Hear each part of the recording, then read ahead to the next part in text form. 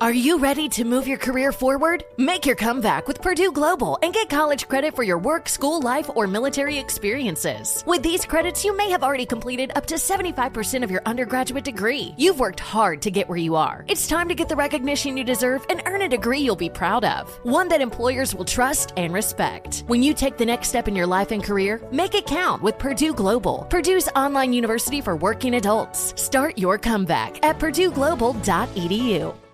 When you buy Kroger brand products, you feel like you're winning. That's because they offer proven quality at lower than low prices.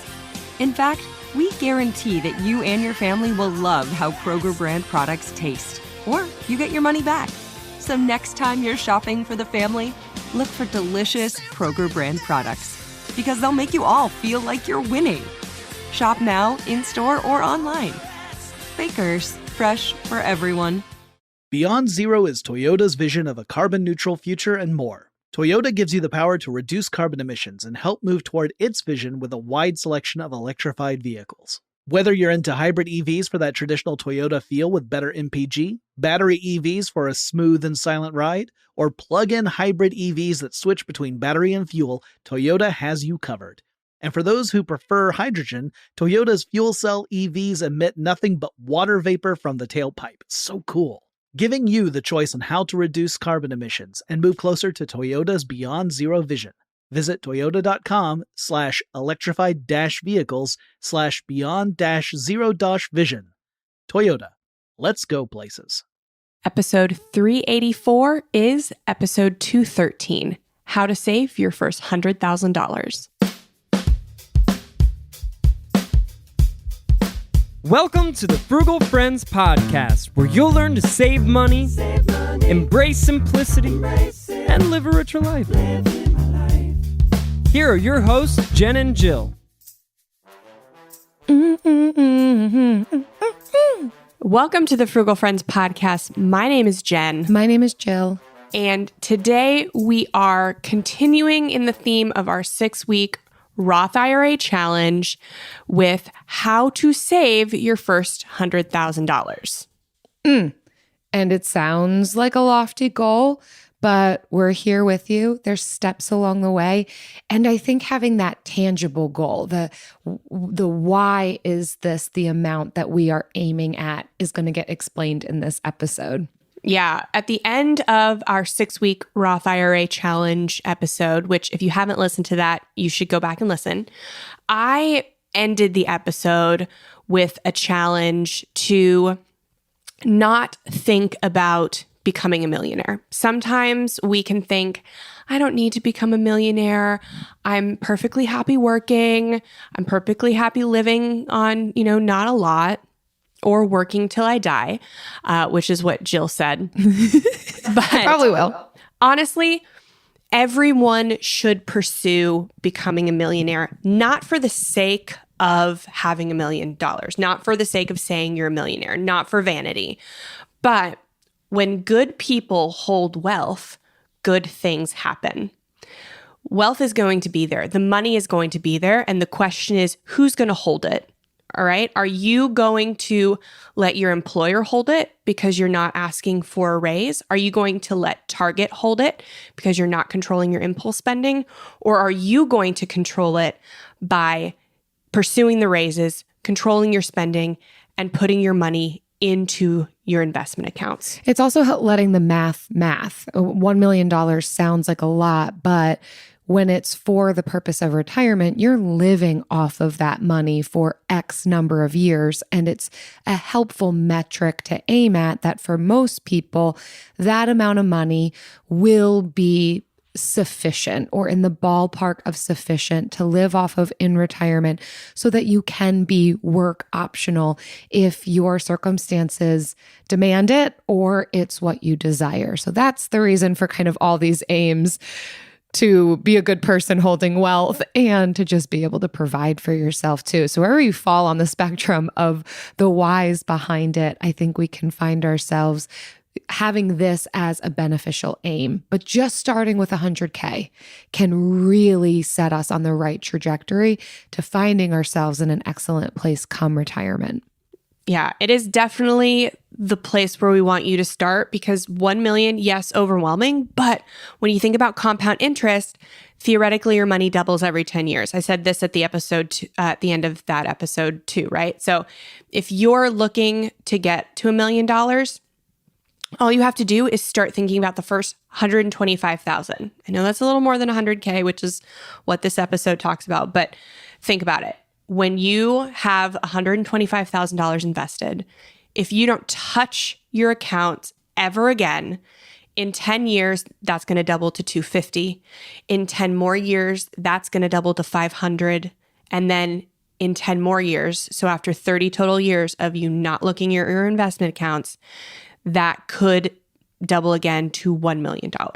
So it's a rule of thumb. It's not a hard rule, but after playing with the numbers and some calculators, it's, close enough to where if you just think about getting to that first 125,000, that's the main hurdle. There you go. That's the big thing. And so that's what this episode is trying to get you past that barrier. Jen loves her some compound interest. Her mind gets blown, but she still talks about it. Don't understand it. But first, this episode is brought to you by something special.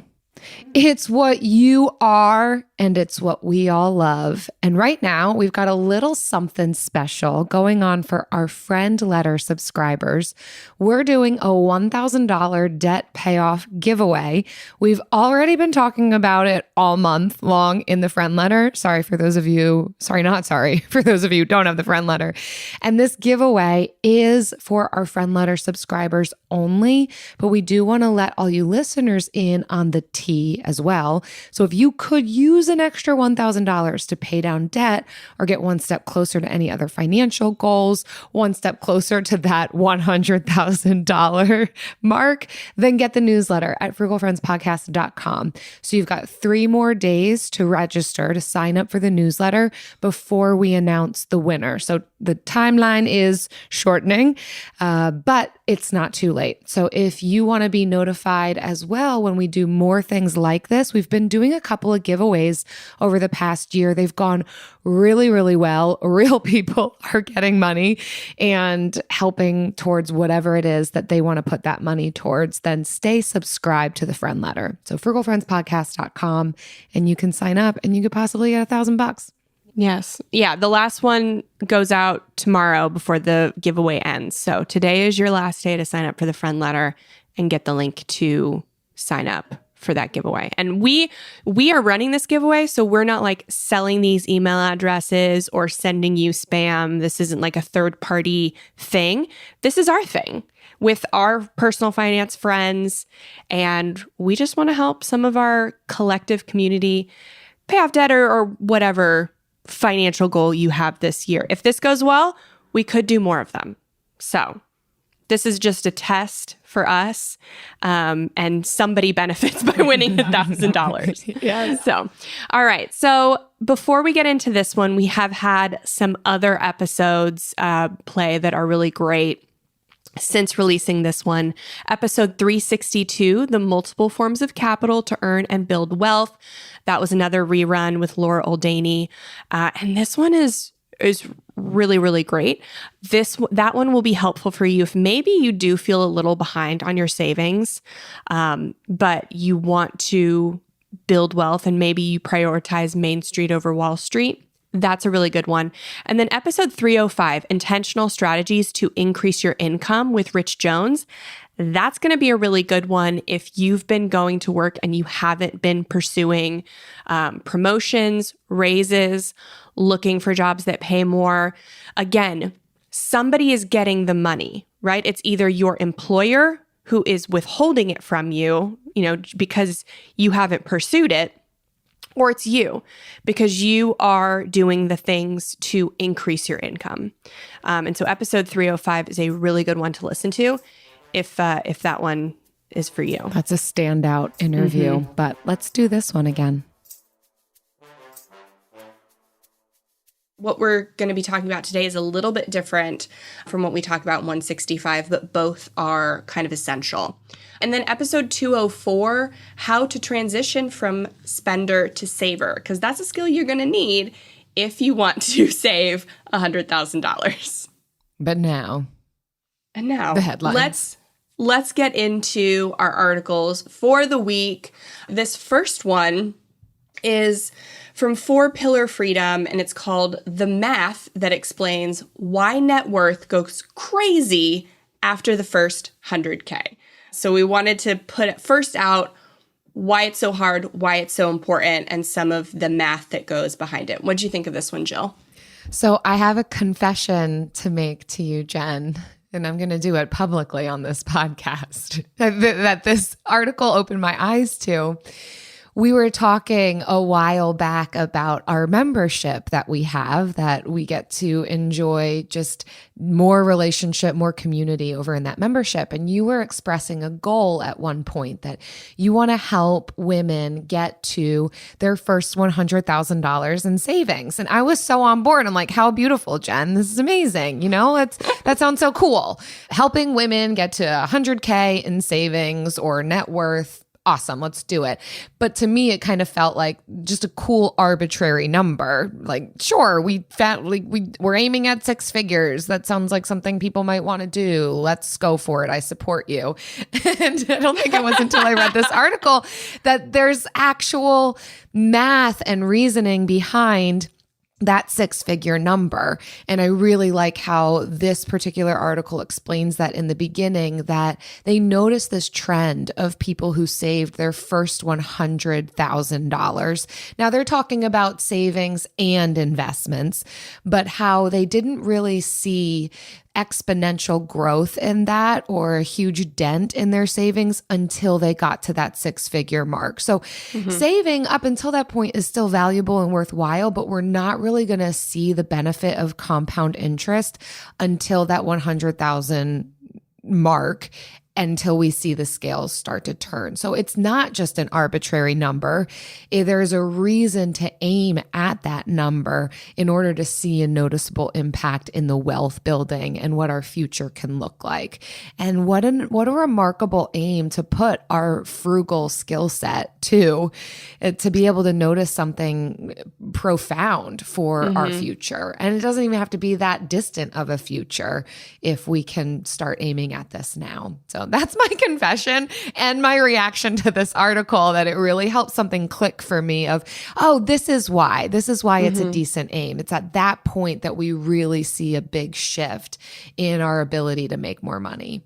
Yeah, I don't always do a good job of explaining why I think things are important. I just am really good at telling you things are important. But yeah, so it's not just an arbitrary number, but part of it is like you do get a mindset shift because we are used to seeing numbers in like 5 digits, like annual salaries or like bonuses. That's kind of like 5 digits are kind of the max for most people. We are not conditioned to see 6-figure numbers.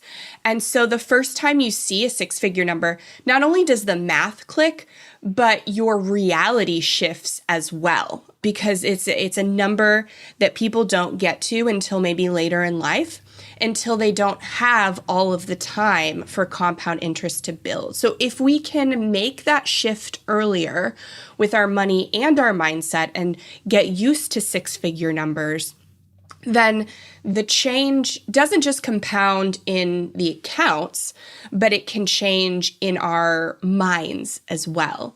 And that's a big reason why that 6-figure number is so important. But it is also the hardest to get because of the math. And if you're in our membership, you'll see in the Personal Finance Simplified course that we have in there, we actually have a lesson about compound interest and investing. And you can see that it's what James Clear refers to as like the plateau of latent potential.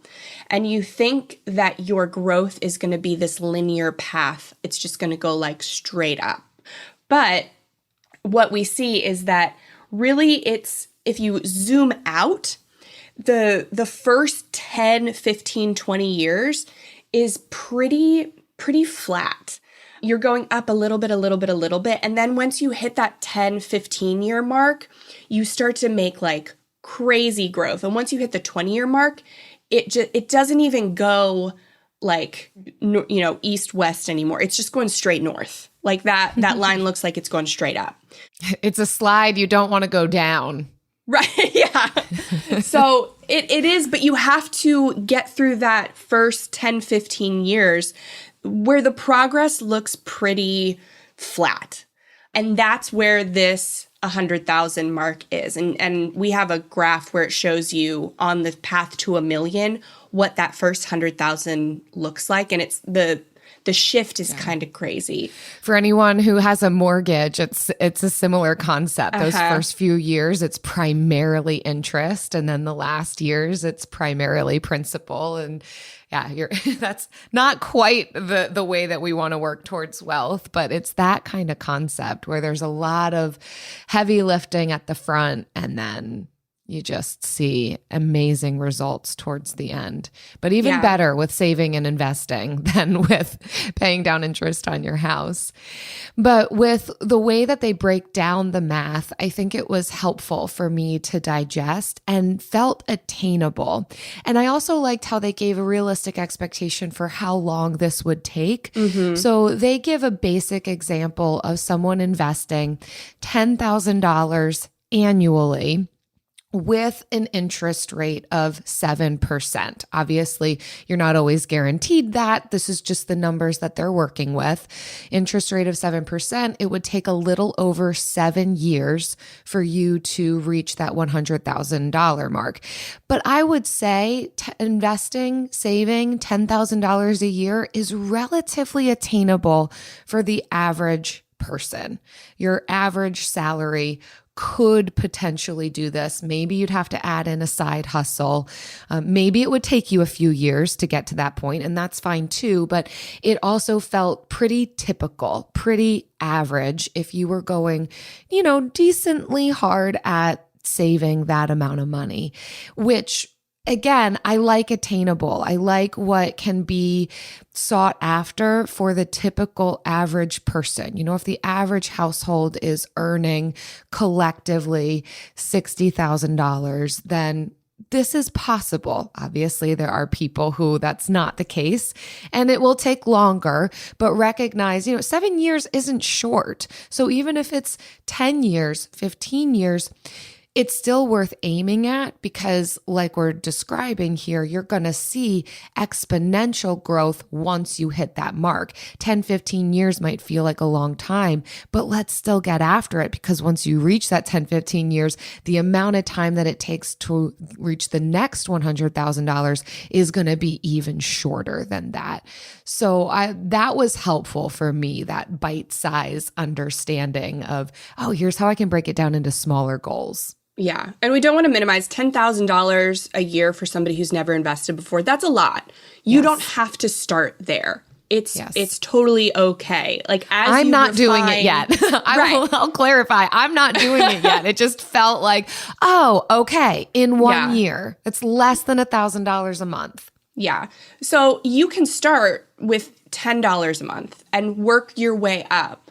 I think 10 years to get to $100,000 is a totally reasonable goal. And typically, when you set your eyes on something that's 10 years away, you end up doing it in a fraction of the time as well. So if you set a 10-year goal, you're likely going to reach it in that 7.84 that we're seeing here, or even less. You just have to start working towards it. But yeah, so 7.84 is what they are. And I use the 7% when I calculate retirement savings too, because a diversified portfolio will usually return that. So 7.84, and then your next 100K, this is the hypothetical Shannon. Shannon is our hypothetical friend who invests $10,000 a year. If Shannon changes nothing and keeps investing for the next 10 years, or for the next however many, she reaches her second $100,000 in 5.1 years. And so how does that happen? It's because of compound interest. Every time your money can build on other money, it's going to grow faster. And so that's why it always takes, when you're starting at zero, you have nothing to compound on. That's why the first 100K is going to take the longest. And then it's going to get shorter every 100K from there. So we get just over 5 years to double the money, essentially.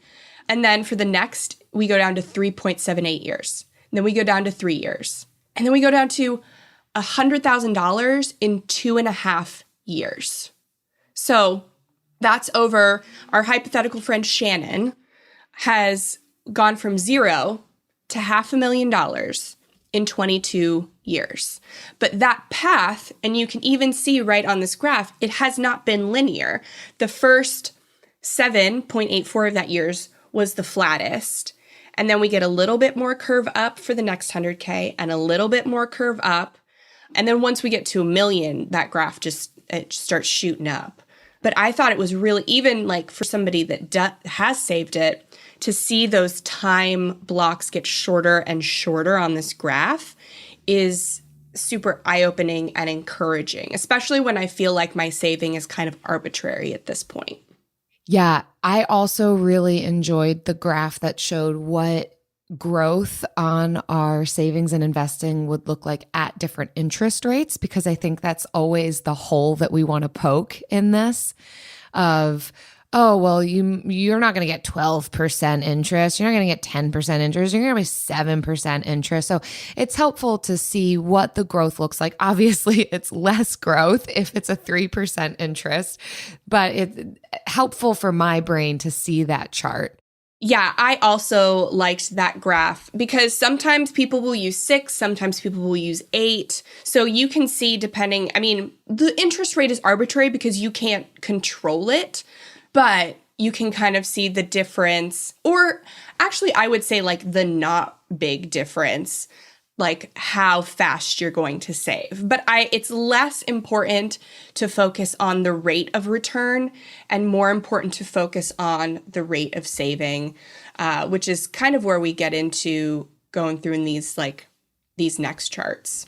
Let's see. Yeah, and then the author just says like the math works at every level. So yeah, and the magic of compound interest doesn't tend to reveal itself until you cross the 100,000 net worth mark, but then you get to see it at every level beyond there.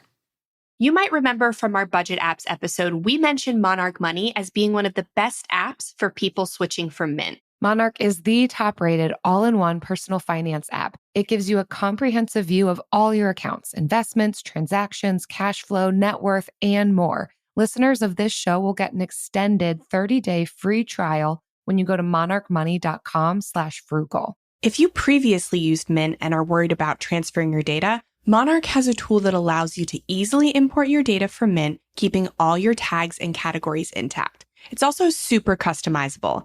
After trying out Monarch for myself, I understand why it's the top-rated personal finance app. And right now, listeners of this show will get an extended 30-day free trial when you go to monarchmoney.com/frugal.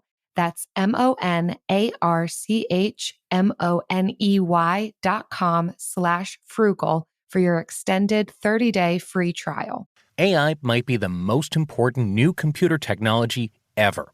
It's storming every industry, and literally billions of dollars are being invested. So, buckle up. The problem is that AI needs a lot of speed and processing power. So, how do you compete without costs spiraling out of control? It's time to upgrade to the next generation of the cloud, Oracle Cloud Infrastructure, or OCI.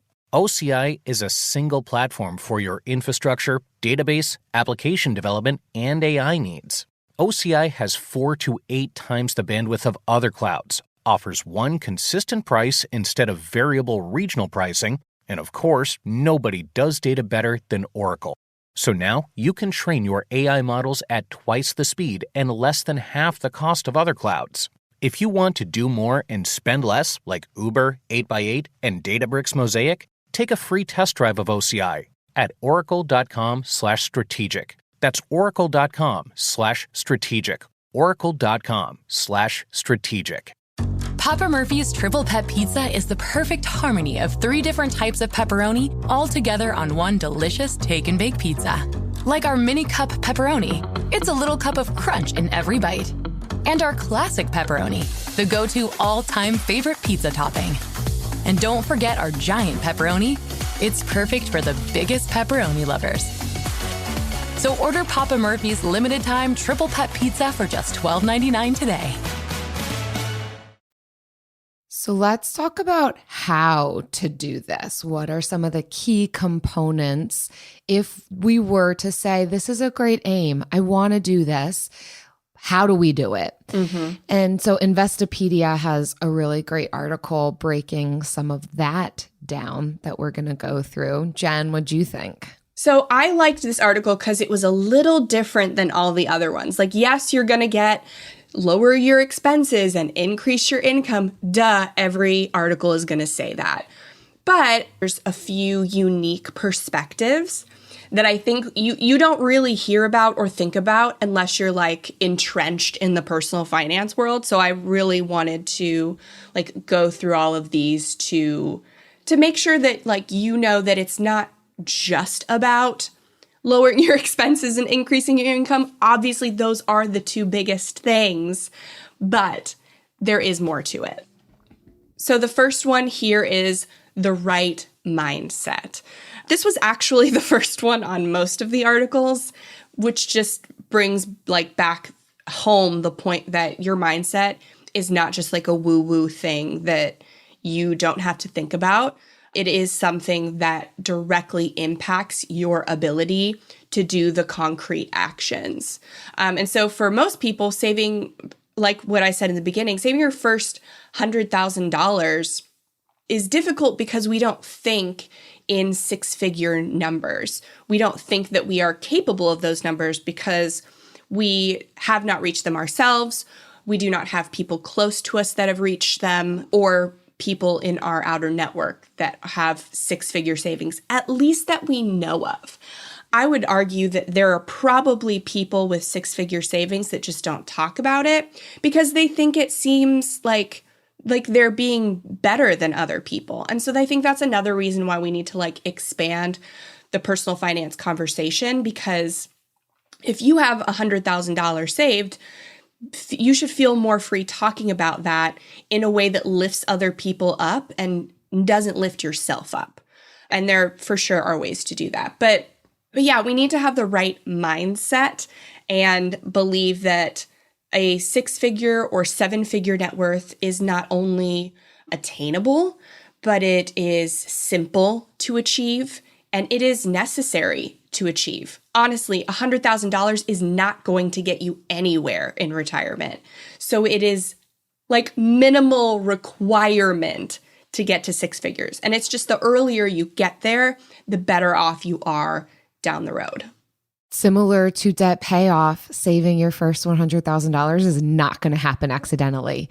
So we certainly have to have a mindset that corresponds with an ability to do this and the why behind it, why we're doing it, that's going to keep us sustained, because at best it's going to take a little over 7 years. And for those of us who live on a little bit lower incomes, it's going to take even longer than that. So that's a marathon. That's not a sprint. It's going to take a while. So we're going to have a good framework in our thought life and how we're going to get after this goal. Of course, the next thing, like we said, it's going to be on all of these articles, but it's worth the reminder that we're going to need to keep costs low. Again, this is going to be in a sustainable way. This cannot just be rice and beans forever and always, because again, we're talking 7 to 15 years that this could take us to get to this point. Usually after we've paid off debt, unless you're combining debt payoff with savings and investing. This is long term. So keeping costs low, but in a way that's going to work for you long term. Some of this could mean looking at, of course, your variable expenses, your food. That's a big expense every month. And so certainly making the smaller shifts, like dinner at home, not eating out as much. I know it sounds relatively minimal, but over a year, over 2 years, 10 years, that is going to add up to thousands of dollars of money savings that, if we've got that mindset to support it, can go towards that savings and investing. Yeah. Looking at transportation costs, housing costs. So of course, you want to look at the big expenses and the little expenses and trying to keep it as low as possible. I was just thinking, so we say it's a marathon to get to $100,000, but you can run a marathon in a day. Like, you can run it in a day, a marathon. Yeah. And when you're trained, if you're a regular runner, even if I don't run marathons, but I'm a regular runner, like, I could run a marathon in a month or two, like a 26.2 miles. I could do that in like 2 months easily. Like, this is like, a marathon is nothing compared to this. So like, think about that when you're using the terminology. Like, it's not a sprint. It's not a marathon. It's like a lifelong, like, this is a haul. Like, I don't even know. It's not training even an ultra ground. Marathon. Yeah. Yes. Yeah. This is a training for an ultra triathlon. And so, like, get the magnitude of it.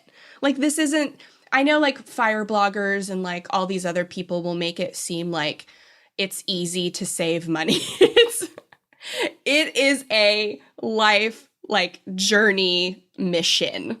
I think it's a mission. I think that's the word I'm going to go with. But yeah, so. A mission, yes. Yeah. So like, these changes that you make in your lifestyle to reduce your expenses is significant, because this isn't just I'm going to eat rice and beans for 6 months and sprint to challenge myself to see how much debt I can pay off.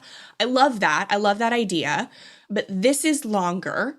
And you need to develop a system of values-based spending and understand yourself and what you want, because that's the only way that you're going to make this type of saving sustainable.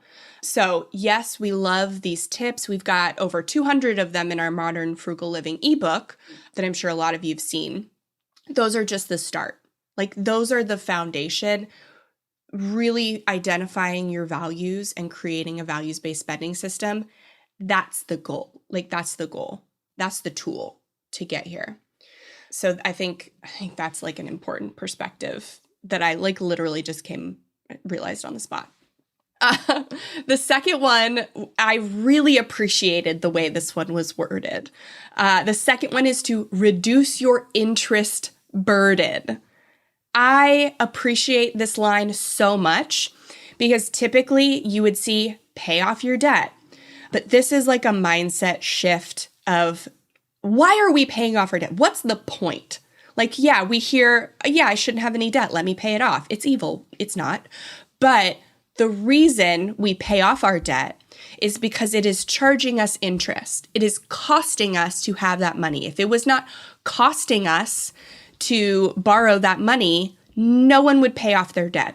Nobody's paid off their student loans in the last 2 years, their federal student loans. Like, nobody has done that. Well, I'm so sorry if you have. I don't want to exclude you. But like, most people haven't. If it's not costing you, you won't pay it off. And so the real thing that we're doing by paying off debt is reducing our interest burden. And we want to specifically focus on interest burdens that are higher than the returns that we could get through investing.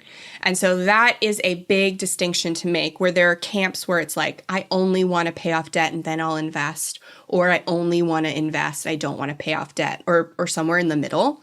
The real point of paying off debt is to reduce your interest burden. And I like the number 7% when calculating return, like long-term investment returns for a diversified portfolio. And so really anything, I know David Bach of the Latte Effect, he says anything over 5%. So anything over that 5 to 7%, that is a heavy interest burden and should definitely be eliminated. Anything under 5% is kind of like less pants on fire and more like sitting on hot coals sort of thing. So you can, if you're thinking about, maybe I should have gone with heavy things versus fire. I can't think of anything right now, but so yeah, if you're thinking about your burden as being fire, things that are above what you would get in the in your long-term investment that's pants on fire, get rid of it. And then below is hot coals. It's definitely diminishing your returns, but it's not like you're not dumb for not getting rid of it. Like, so. We've got so many images. Yeah. So much imagery happening here. Picturing people hopping around, taking their pants off. I do not. Fire nowhere happening. in my mind did people take their pants off, Jill. Nowhere. You said if your pants are in fire, you want to get out of that. You don't want to get Something out of like that. That would be like consolidating your debt. Take your fiery pants off. No, put the fire out, Jill. Gosh, your mindset needs to be shifted. We don't want to take the pants off. We want to put the fire out on the pants because we like the pants. Okay. Well, eventually the pants will need to get changed because soot. Move on. The next one is invest in. Okay, and I refuse to use this word. Same. It's better than the word cheap, but I'm not using it. Invest in, I'm going to say efficient vehicles and products. Word is they savvy. use the term savvy. Yeah, savvy. I don't even what that understand means. what that is. So we're not using it. So invest in efficient, smart vehicles and products. So once you have begun to ramp up your savings and investing, you've got a plan, you want to make sure that you're putting your money in the smartest possible place. So they list out a few things to be considering.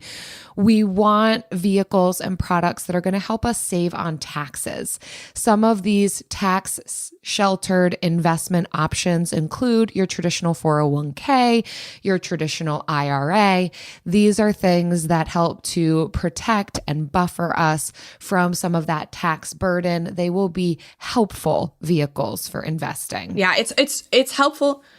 We're not talking about cars. We're talking about investment vehicles and investment products. This is not cars on fire. Cars on fire. No pants on fire. Yeah. So I think what a lot of people miss, we talk a lot about low-cost investments. We really love index funds and ETFs because they're very affordable and user-friendly investment options.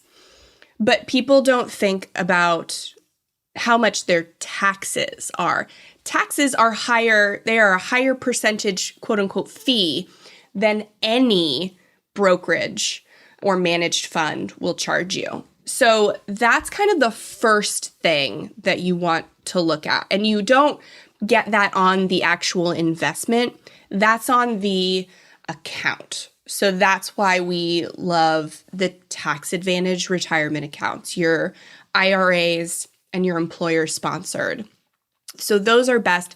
If you are, so we had this in our Q&A with our membership last night. Like if you have a IRA and you're maxing that out and you want to invest more and you don't have an employer sponsored plan, where do you go?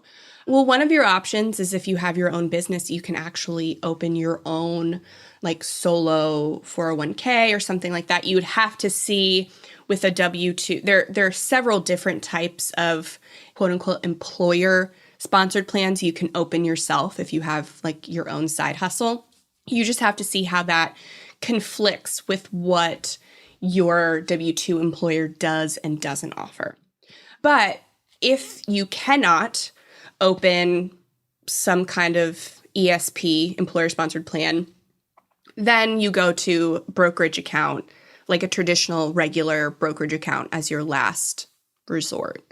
But it's going to be, you're paying taxes on what you've already earned, you're paying capital gains taxes, you're paying taxes later. Like it's still better than a savings account for sure, especially long term, but it is taxed higher than an IRA or a 401k or comparable. So taxes are important. Pay attention to them. Also along the lines of investing in the right types of vehicles, the vehicle, again, not a car that you're driving, but it's what you're putting your money into, what you're investing in. I thought it was cars for a second. Is That's amazing. I know. Is the manager risk appropriately? I know we talk about, or you hear this a lot, like, what's your level of risk? And sometimes we don't know, but generally it's going to be considering how much time you have. How old are you? How much time do you have until you retire? That's going to dictate some of the risk that you might take, but also how much you know about the investment. Do your own research. Don't just take the information from one person who's doing something that sounds too good to be true. I know way too many people, and I'm not going to say what it was or who it was, but just invested in some very risky, because it wasn't even something to be investing in, didn't know much about it, just knew that someone who sounded kind of smart is doing this thing. And so like, I might as well do it too, and lost a lot of money. And that's not just unlucky. That's like, we didn't do our research. Yeah. So that's what we mean when we say manage risk. Yeah. Know what you're investing in and know how old you are and how much time you have. Yes. To be investing. So I was listening to Scamfluencers, the podcast, and they were talking about this Hollywood scam, which ended up being a Ponzi scheme. But essentially, the guy was taking investments from his friends, and then instead of investing it into the actual business he said he had, he was paying off earlier investors. And that's a Ponzi scheme. And they were saying in the podcast that people invested their life savings into this, like everything they had, parents, grandparents, friends, because this person they thought was their friend, this person they knew, they just thought they trusted. And I was so sad because this, obviously, investing in businesses is a great way to get a higher return than the stock market. But the people that do that know that they could lose everything. Like venture capital funds expect only 20% of their investments to like make back a return. They just expect those 20% to make back all of the 80% of losses. Like that's how it works. You have to have money to lose if you're going to get these bigger gains from these like obscure investments. If you ain't got the money to lose, do it in a safe space. And for all that it's worth, the stock market is a safer space than so many other types of investments, especially if you are in a you have a well-diversified portfolio. So that's what I learned from Scamfluencers this week. The next is to maximize employee benefits. And so first we think of the matching on the 401k, which is always something you should get. I think, so we have like a chart in our membership in the investing lesson that gives you savings plans for $100,000, like a 5, 10, and 15-year plan. And I think the 10-year plan, one of the 10-year plans is it's $585 a month. And you could do $500 in an IRA and $85 in your employer-sponsored plan. And typically that's going to be like, they'll match that too. So it's going to be, you'll get to it even faster. But yeah, so take that for sure. But there are other employee benefits that can help you as well, such as discounts at places. They'll help you lower your expenses. Health savings accounts. This is a great thing if you don't have maybe an employer-sponsored plan, but you do have a high-deductible healthcare plan through your employer that has a health savings account, because this can be used kind of exactly like a 401k, but with a little more flexible, much lower limit. So you can save like pre-tax, just like a 401k, and you can use it throughout your life on any qualified medical expenses. But if you don't, and you use it like a 401k, then I think it's 59.5. I could be wrong. I think it might be 70. I don't know. Check my math. Check my facts. It converts to a regular retirement account. So yeah, that health savings account is a great option if you have access to that and not like a 401k or something. But yeah, maximize your employee benefits. And whenever you're looking for new jobs to increase your income, compare employee benefits as well. Like ask to look at their 401k plan and look in the investments inside of it. See what the fees are on them.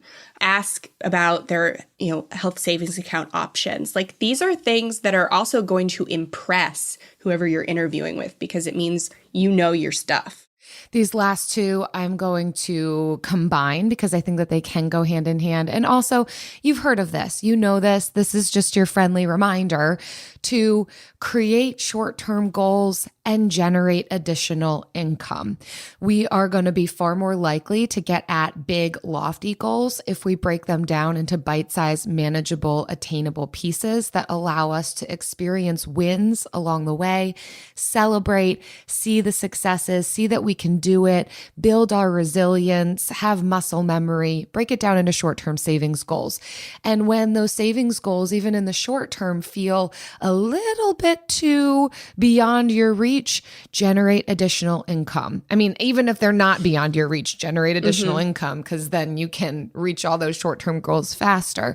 So whether that means talking with your current employer, changing jobs, or starting a side hustle, you name it, it's always going to be a fantastic thing to aim at in how can I increase my income?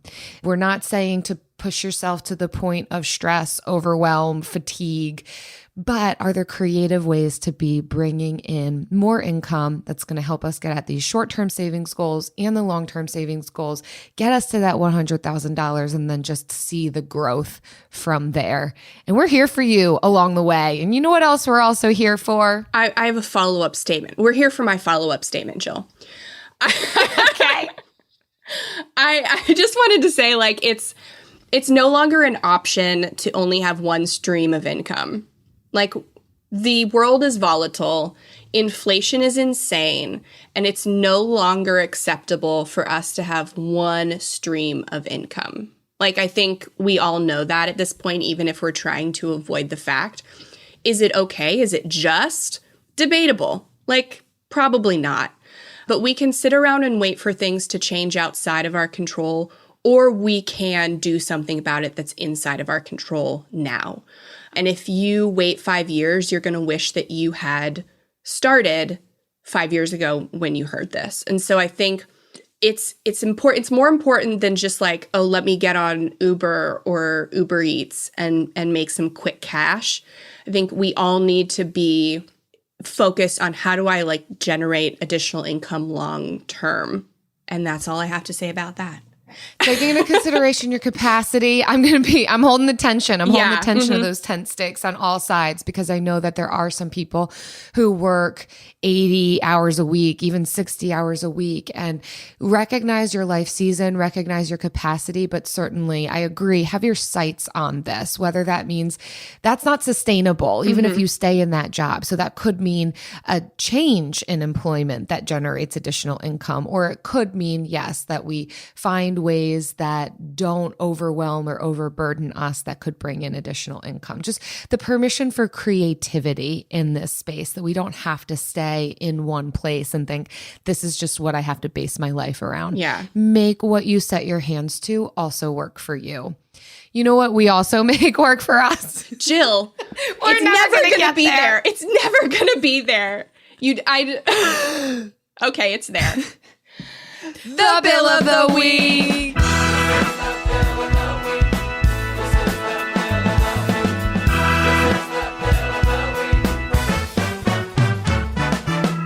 That's right. It's time for the best minute of your entire week. Maybe a baby was born and his name is William. Maybe you paid off your mortgage. Maybe your car died and you're happy to not have to pay that bill anymore. Duck bills, Buffalo Bills, Bill Clinton. This is the bill of the week. Hello. So I'm Grace from Maryland, and I, first off, love the podcast, but my bill of the week is that I was like looking at my budget and everything, and I was like, okay, well, I could cancel my digital only Weight Watchers subscription. I was like, yeah, they advertise other things in the program as well, like little things you could buy too. So I'm like, how is that really different than MyFitnessPal, which is free? You know, I'm like, okay, I'll cancel that. I'll switch over to my Fitness Pal. I mean, I enjoy the community and Weight Watchers, but I'm going to make do. Save the money. And then as I'm like going through the cancellation process and everything, it's like, oh, this discounted price, $13 a month? And I'm like, no, cancel. It's like 2 free months. So I'm like, okay. So that's my bill of the week. I got 2 free months of Weight Watchers because I was like, nah, I'm going to cancel. So I gave them the fake out, although I was actually serious. Anyway, that's my bill of the week. Bye. That's hilarious. I'm so glad that we could help you get that. I love it was serious, but then it turned into a fake out and the benefit that you can receive from that. So that is both a tip for someone who wants to try and reduce expenses to see what is the company going to give you because they'd rather have your loyalty than lose you. Yeah. But also, I would encourage you, once those 2 free months are up, see what your life is like without it. Are there things that you can implement beyond that you don't have to pay for that subscription? Again, when we're talking about getting at some debt payoff or long-term savings goals, those are the things that are really going to help us, not keeping those $10, $13, $20, $28 subscriptions, but really honing in on our budget and figuring out free alternatives. We're here for you. We're celebrating that bill. If you all listening have a bill, whether it's a fake out or a real out or your pants are on fire, we want to hear it. Visit frugalfriendspodcast.com/bill. Leave us your bill. Papa Murphy's Triple Pep Pizza is the perfect harmony of 3 different types of pepperoni all together on one delicious take and bake pizza. Like our mini cup pepperoni, it's a little cup of crunch in every bite. And our classic pepperoni, the go-to all-time favorite pizza topping. And don't forget our giant pepperoni. It's perfect for the biggest pepperoni lovers. So order Papa Murphy's limited time Triple Pep Pizza for just $12.99 today. 37,025, 1. These are the 3 numbers to remember to get the visibility and control you need to make the right business decisions instantly. 37,000. That's the number of businesses which have upgraded to NetSuite by Oracle. NetSuite is the #1 cloud financial system, streamlining accounting, financial management, inventory, HR, and more. 25. NetSuite turns 25 this year. That's 25 years of helping businesses do more with less. Close their books in days, not weeks, and drive down expenses. 1. Because your business is one of a kind. So you get a customized solution for all of your KPIs in one efficient system with one source of truth. Manage risk, get reliable forecasts, and improve margins. Everything you need to grow, all in one place. Right now, download NetSuite's popular KPI checklist, designed to give you consistently excellent performance, absolutely free, at netsuite.com/stereo. That's netsuite.com/stereo to get your own KPI checklist. netsuite.com/stereo. Shopping for humans is hard. Shopping for your dog is easy, thanks to Bark. Every month, we deliver toys and treats just for your dog. They deserve to be spoiled anyway. At Bark, we send your dog a whole new collection of toys and treats made just for them every single month. Whether it's our fun plush toys from BarkBox or our ultra-tough toys from Super Chewer, we give your dog exactly what they want. For a limited time, we'll double your first box for free. To get your free upgrade, go to barkbox.com/iHeart. And now it's time for lightning round. You think that's how their pants got on fire? They were hit by lightning? Yes, possibly. Gosh, they'd have more problems than their pants being on fire. So true. Well, in this episode of questions that Goldie has given us to get vulnerable with you, I like this one. What is the most challenging part of saving for you? Jill. Competing goals. I have so many things that I want to do with my money, and I have made more money. I have generated additional income, which is so amazing to see that it's possible. From 2018 to 2022, we've really done it. We've done it. And I hope that we keep doing it, but the goals keep increasing. And the part of that could be lifestyle inflation for sure. But I've got so many things that I want to do and that I want to do right now that it can be tough to get at that one thing of $10,000 a year. I'm not doing that. I'd love to get to the point of doing that, but I also want to cash flow renovations. I also want to not get into further debt. And the reality is that while I want to avoid a scarcity mindset, my resources are not unlimited. I don't have unlimited money. I'm still like a very typical person. Like I don't make crazy amounts of money. I make more than I did 5 years ago, but I still have to be really thoughtful about what am I going to do with this. So some of that has to do with, all right, can I give myself grace, freedom, and permission to take time to even get to that $10,000 of savings idea? But also, can I generate more income? And so some of this cash flowing renovations is what's going to allow us to generate more income through having short-term rentals. So I have to keep reminding myself of, why am I doing what I'm doing? How is this helping me get to my goal? I can't do it all, everything at once. Is this still the best thing to be doing with my time, energy, resources? Okay, keep going. Nice. That's my little self-talk. I will say you may have gone first, but I wrote down my answer first, and mine is also goals. So mine is specifically having concrete goals. I have, competing goals is, I think, most people's answers. Like there are so many things pulling for our money. And with every increase in income, we have another financial goal to add somehow. But I think for me, I am still a little burnt out from our debt payoff journey. I know it's been like 5 years, but those 2 years were very traumatizing. And I don't know. And then we saved like so fast to get to that first 100K. And so I think it hasn't been challenging like stocking away money because our frugality allows us to naturally spend under what we make. We pay less attention to our budget if we have one because we know what we make and what we want, and we just save the excess. And so having a concrete goal, though, does help us save more. Like with the buying the new house, that was like a big thing for us. So a big savings goal. So I would say, having the concrete goal, having the one goal. I think we can sum this lightning round up by saying like focus on one goal, which is what we always say, focus on one goal at a time. And so if you are paying off debt and you still want to get the clock running on your compound interest, you don't have to choose one or the other, but choose one as your primary goal and then just maybe do a little excess here and there at the other. And for most people listening, that's usually going to be like focus on paying off the debt, especially if it is a heavy interest burden, and then get your employer match every month if you have one, or do $100 into a Roth IRA every month. Money that you won't miss, that won't make a big difference in your debt payoff, so that you can start to get that ball rolling, but it doesn't feel like these goals are competing. Yeah, having something on in the background that you're not thinking about, the auto payment into that savings, so that your real time, energy, attention goes to the things that are going to be necessary for whatever the main goal is at the time. Mm-hmm.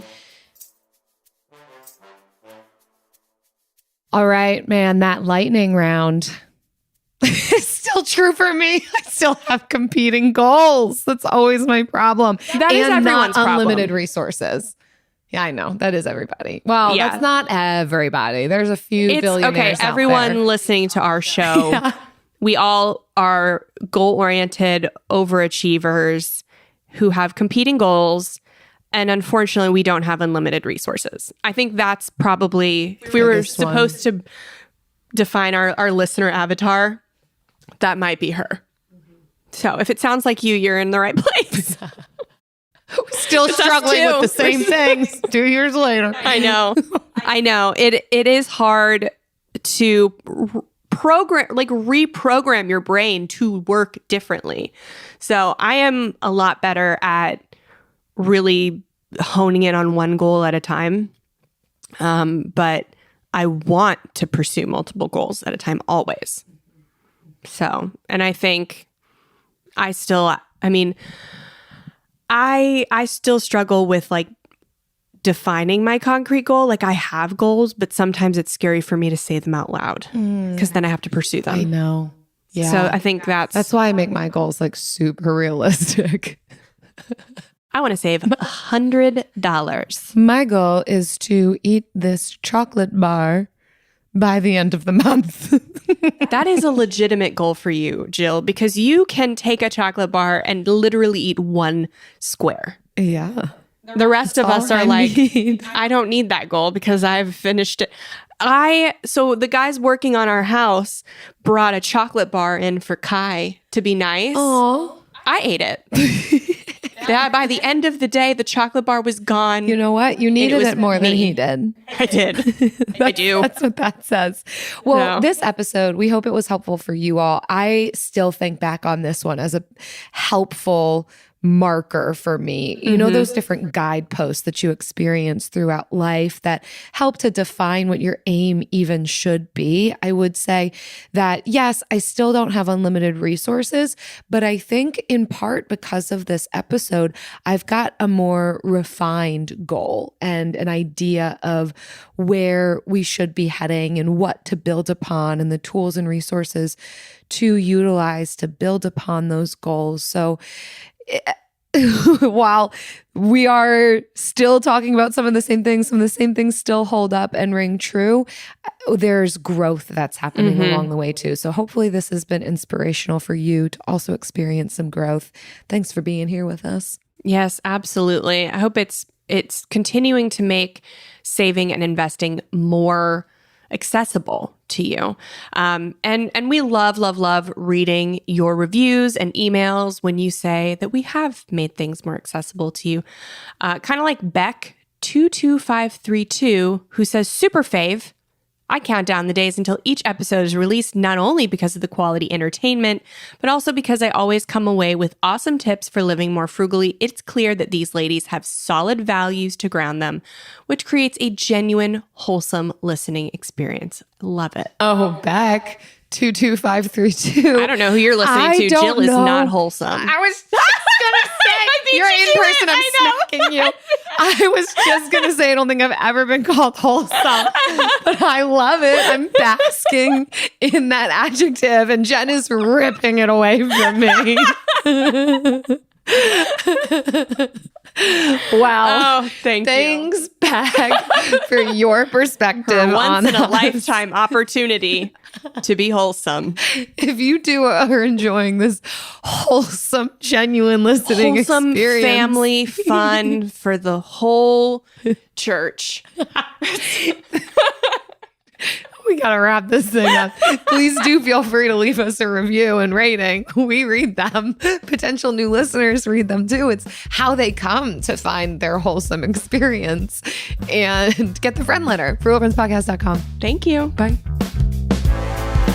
Frugal Friends is produced by Eric Sirianni.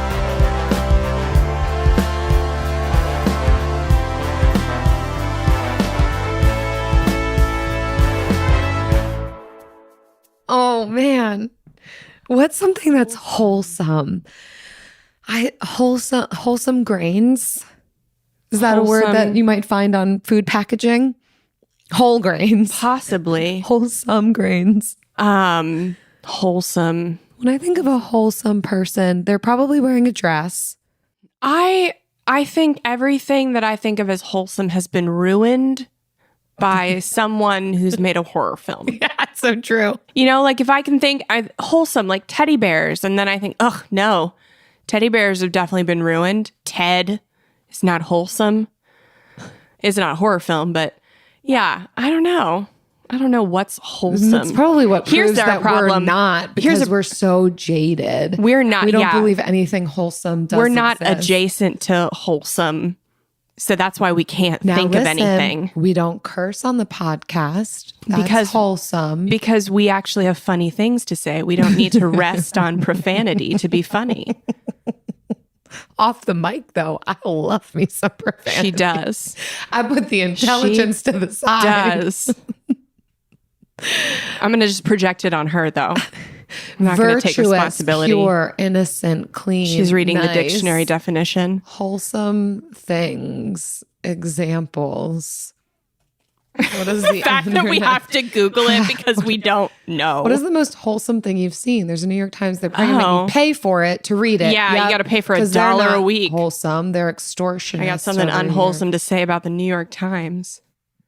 Oh, animals. That's true. Babies and animals. Babies? Together. When babies and animals are getting along, or just mostly when animals and animals are getting along? Yeah. We do love an animal Instagram account. What's your favorite animal Instagram, like animal themed Instagram account? Mine's raccoons. Oh, there's one that I watch. I forget what it's called, but this guy does voiceovers on animals doing crazy stuff. I love that. Oh, I love the voiceover guy for the pigeons in Australia. Yes, but that's not wholesome. No, it's not wholesome. Dang it. Back to the drawing board. It is funny, though. Papa Murphy's Triple Pep Pizza is the perfect harmony of 3 different types of pepperoni all together on one delicious take and bake pizza. Like our mini cup pepperoni, it's a little cup of crunch in every bite. And our classic pepperoni, the go-to all-time favorite pizza topping. And don't forget our giant pepperoni. It's perfect for the biggest pepperoni lovers. So order Papa Murphy's limited time Triple Pep Pizza for just $12.99 today. Why? If you have T-Mobile 5G home internet, you might be hearing this a lot. Why? Every time your internet slows down during the busiest hours. Why? Because your network gives priority to cell phone users. Why? Good question. Why not switch to Cox Internet with 2 times faster download speeds than T-Mobile 5G home internet during peak hours? Okay. Stop the whys and visit cox.com/5G home for details. T-Mobile prioritizes certain T-Mobile phone users over home internet users during times of congestion. Get sexual and reproductive health care from the experts wherever you are with Planned Parenthood Telehealth. Services include birth control, transgender hormone therapy, anxiety and depression treatment, PEP and PrEP, and more. Whether you're on the go or on your lunch break, it's the safe and inclusive space you trust from anywhere. Schedule now at ppncs.org/telehealth.